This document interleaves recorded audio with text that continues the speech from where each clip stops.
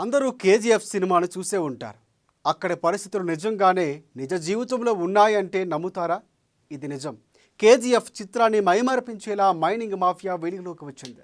అది క్వారీల సామ్రాజ్యం. అక్కడ చట్టాలు వారివే, వారు చెప్పిందే వేదం, వారు చెప్పిందే శాసనం. ఆదివాసీల పేరుతో బినామీ బాబులు ఇష్టారాజ్యంగా క్వారీలు తవ్వేస్తున్నారు. ఇదంతా మరెక్కడో కాదు, భద్రాద్రి జిల్లా కలెక్టర్కు 10 కిలోమీటర్ల దూరంలోనే జరుగుతోంది.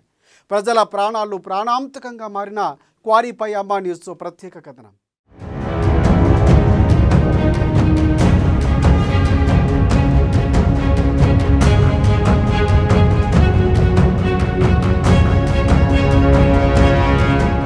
భద్రాద్రి జిల్లాలో కిడ్నీ, గర్భకోశ వ్యాధులతో అనేక మంది ప్రాణాలు కోల్పోతున్నారు. తోగ్గూడెం గ్రామంలో 2 నెలల్లో 10 మంది మృత్యువాత పడ్డారు.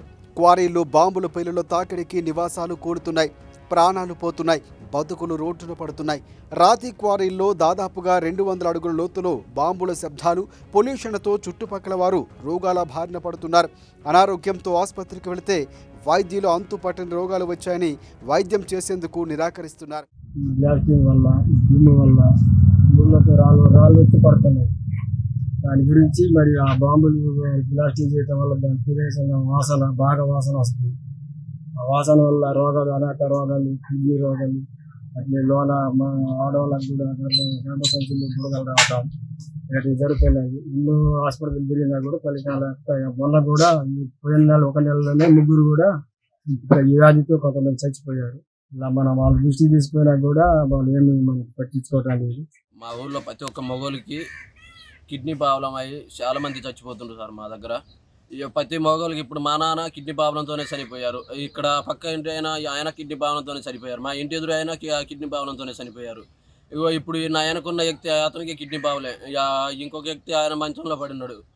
ఇంకొక 2 మళ్ళీ ఆల్రెడీ మంచాల్లో పడి సాగు బతుకులు ఉన్నారు. చాలా విపరీతంగా దుమ్ము రావటం వల్ల కిడ్నీ ఫెయిల్ అయ్యి అందరూ చనిపోతుంటారు సార్. మా ఊర్లో మగవాళ్ళకి ఎక్కువ కిడ్నీ ప్రాబ్లాలు, టీవీ క్యాన్సర్ అవి ఎక్కువ అయ్యి బాగా చస్తుంటారు సార్. మా దగ్గర ఆడలు కూడా గర్భసంచులు అవి వచ్చి గర్భసంచులు ఆపరేషన్ అని, ఇదని అదని, క్యాన్సర్ అని, టీవీ అని బాగా చస్తుంటారు సార్. మా దగ్గర ఆడలకి మహా ఇబ్బంది అవుతుంది. చేలల్లో బాగా డస్ట్ రావటం, బ్లాస్టింగ్ రాయి రావటం, ఎల్లులు పగలటం, బాగా 100 నుండి 150 అడుగులు ఓల్సులు వేసి బ్లాస్టింగ్ చేయడం వల్ల ఇల్లులు మొత్తం పగలు రావటం. వైద్యులు సైతం తమకు వచ్చిన రోగమేంటో తేల్చుకోలేకపోతున్నారని బాధితులు ఆవేదన వ్యక్తం చేస్తున్నారు. పెద్ద పెద్ద శబ్దాలు, విపరీత కాలుష్యం మధ్య దుర్భరమైన జీవితాన్ని గడుపుతున్నామని బాధితులు వాపోతున్నారు. క్వారీల్లో జరిగే పనుల వల్ల ఇబ్బందులు ఎదుర్కొంటున్నామని, వాటిని అరికట్టాలని పోలీస్ స్టేషన్లో ఫిర్యాదు చేసినా పట్టించుకోలేదన్నారు. న్యాయం కోసం వెళితే న్యాయం చేయాల్సిన పోలీసులే బెదిరింపులకు పాల్పడుతున్నారంటూ గ్రామస్తులు ఆవేదన వ్యక్తం చేస్తున్నారు. ఈ క్వారీల పక్కన మా ఇల్లులు ఉన్నాయి. దానివల్ల బ్లాస్టింగ్ వల్ల ఇల్లు క్రాక్లు వచ్చి పగిలిపోతున్నాయి. గోడలన్నీ స్లాప్లు పగిలిపోతున్నాయి. దానివల్ల మేము రేకులు వేసుకుంటున్నాం. ఎంతకాలం ఉంటాయో కూడా మాకు నమ్మకం లేదు. దానివల్ల లేడీస్ కూడా చాలా ప్రాబ్లం లో ఉన్నారు. 24 గంటల నొప్పి వచ్చే గర్భసంచులు కూడా తీయించడం వల్ల జరుగుతుంది. దాని అరికట్టాలని మేము కోరుకుంటున్నాం. బ్లాస్టింగ్ దుమ్ము వాసన వల్ల రోగాలు కూడా వస్తున్నాయి జనాలకి. బాగా ఆడవాళ్ళకి ఆర్టీసాలు అవుతున్నాయి. మొత్తం కట్టిన మా ఇల్లు ఈ సంవత్సరం ఇంట్లో చేరేం లేకొని మొత్తం క్యాక్ వచ్చేసి ఇంట్లో 200 అడుగుల కోరిలో బ్లాస్టింగ్ వల్ల ఇల్లు కూడా క్యాకులు వచ్చేస్తున్నాయి. ఊళ్ళో కూడా వచ్చి వస్తున్నాయి. మరి మా ఊళ్ళో సార్ పక్కనే కోరి ఉంది. ఆ కోరి వలన బ్లాస్టింగ్ చేస్తున్నారు. 200 అడుగుల లోపల బాగా అసలు బ్లాస్టింగ్ చేసినప్పుడు బాగా వాసన వస్తుంది. తట్టుకోలేకపోతున్నాయి. తలకాయ నొప్పులు వస్తున్నాయి. కొన్ని రోగాలు వస్తున్నాయి. మాకు ఆడవాళ్ళకు మరి విపరీతమైన జబ్బులు వస్తున్నాయి. జబ్బుల కొరకు మేము చాలా బాధపడుతున్నాం. మా ఇల్లు స్లాబ్ పగలగొట్టి మరి రేకులు వేపించుకున్నాం. ఆ రేకులు కూడా మొత్తం ఎప్పుడు పగిలిపోతాయి ఏమో, మేము ఎలా చనిపోతామో ఏమో తెలియదు. కానీ అసలు అప్పుడు బ్లాస్టింగ్ చేసినప్పుడు ఎటు కాలు ఏంటో మాకు అర్థం కావట్లేదు. బాగా వాసన వస్తుంది.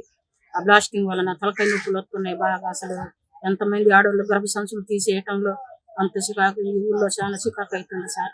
మరి ఏమైపోతుందో తెలియదు.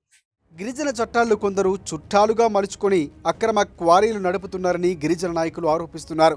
ఇకనైనా ప్రభుత్వం అధికారులు స్పందించి వాటిని అరికట్టాలని, లేని పక్షంలో గిరిజనులతో ఉద్యమం చేపడతామని గిరిజన నాయకులు హెచ్చరిస్తున్నారు. క్వారీ వల్ల ఏర్పడే కాలుష్యం వల్ల చాలామంది కిడ్నీ, గర్భకోశ వ్యాధులతో ప్రాణాలు కోల్పోతున్నారంటూ ఆవేదన వ్యక్తం చేశారు. ఈ ప్రాంతంలోని భూగర్భ జలాలు మరియు వాయు కాలుష్యం ద్వారా అనేక మంది గ్రామంలో అనారోగ్యాలు పాలవుతూ, అదే విధంగా వ్యవసాయ భూములలో కూడా ఈ దుమ్ము పడటం వల్ల దిగుబడి తగ్గిపోయి నష్టాల బారవుతున్నారు. అదే విధంగా ఈ గ్రామంలో పూర్వం నుండి ఇక్కడ నివాసం ఏర్పాటు చేసుకున్న ఇండ్లు ఏవైతే ఉన్నాయో అన్ని కూడా బాంబు బ్లాస్టింగ్ వల్ల భూకంపం లాగా వచ్చేసి ఇండ్లు మొత్తం కూడా క్రాకులు ఇచ్చి పైపెచ్చులు ఊడుతూ ఇండ్ల నిర్మాణం మొత్తం కూడా ధ్వంసమయ్యే ప్రక్రియ ఉన్నది.